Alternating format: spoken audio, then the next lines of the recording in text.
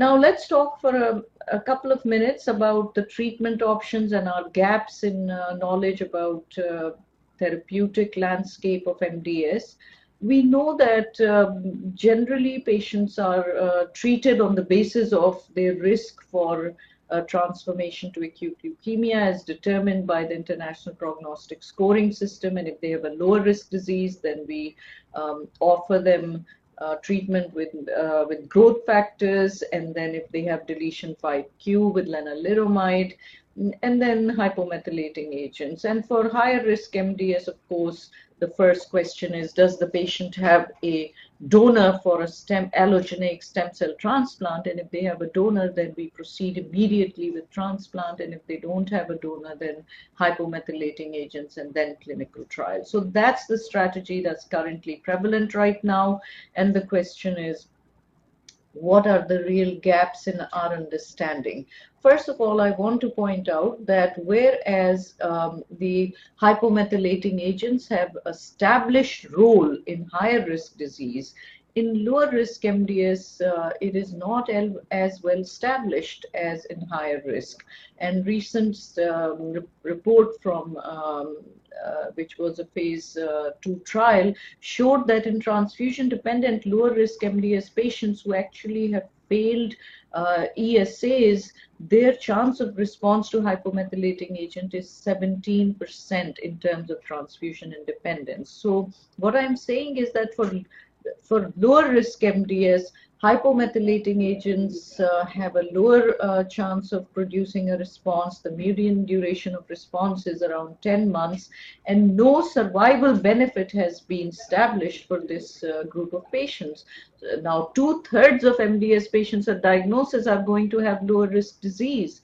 So this is a real area of unmet need, which produces a severe economic, physical, emotional burden on chronically ill patients, because they are ending up getting lots of transfusions without having many treatment options. Now, when they get transfusions, they are at risk for iron overload. With every unit of blood, we put in 200 milligrams of iron. So those patients who have received 10 transfusions or 20 units of blood, if this is accompanied by a ferritin level of over 1,000, we should start considering iron chelation therapy for these patients. And I feel like this is a real gap in treatment options. That is because not many people, many hematologists offer it to the patients who have lower risk disease and who are really being maintained on transfusions either continuously or sporadically, because sporadically they may respond to some of the therapies which are disease modifying agents that we give them. But as I said, the median responses are not that great for any of the drugs. Even lenalidomide in deletion 5q patients, the median response is 2 years. So half the patients will stop responding within 2 years and go back to becoming transfusion dependent. And so what do we offer them? I think what we can offer them is safe transfusions, and safe transfusions can only be really given if we keep chelating the iron out. In addition, there are other benefits of iron chelation therapy, because it has been shown that 50% patients almost can achieve transfusion independence when they are being chelated for iron without any other additional therapy. And in fact, there has been reported increase of 1.5 to 1.8 grams in hemoglobin and decrease in transfusions in patients who are being chelated for iron. Impact of iron chelation therapy is also seen in patients who are being transplanted, because those patients with elevated pre-transplant serum ferritin of more than 1,000 are 3 to 4 times more likely to die within the first 100 days after a stem cell transplant. So it is important. I think it's a real gap. Iron overload is to be suspected when patients have a serum ferritin of over 1,000 and have received at least 10 transfusions. The most appropriate method to diagnose iron overload is rapidly becoming T2 star MRI usage, even though until now traditionally it's been ferritin levels alone. And then appropriate initiation of iron chelation therapy at the right time is very, very important. So in order to summarize the kind of gaps in our knowledge about diagnosis and treatment of myelodysplastic syndromes today, I would say that there are several misconceptions regarding diagnosis, prognosis, classification, and treatment of MDS. More clarity will be achieved by adding biologic information such as mutational profiling to the minimum diagnostic criteria for MDS with time.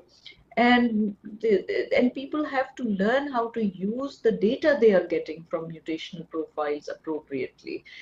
Treatment options are limited, and even for the given drugs, response to a given agent will not be cannot be predicted for the majority of patients. So there's another gap, that except for deletion 5q patients, when we know the patient has a 67% chance of responding to lenalidomide, we really are not able to predict which patient with higher risk MDS will respond to a hypomethylating agent, or with lower risk MDS agent without low risk MDS without having deletion 5q will respond to lenalidomide. So that's another gap that really needs to be filled.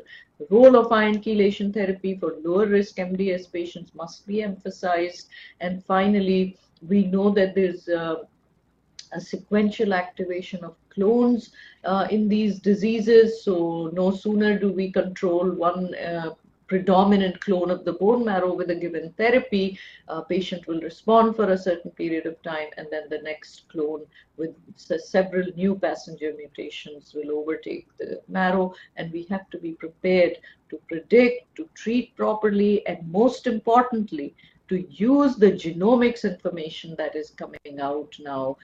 Doctors are ordering it, but they don't know how to use it properly, and that all has to be put into perspective with experience, with observation in an ongoing manner.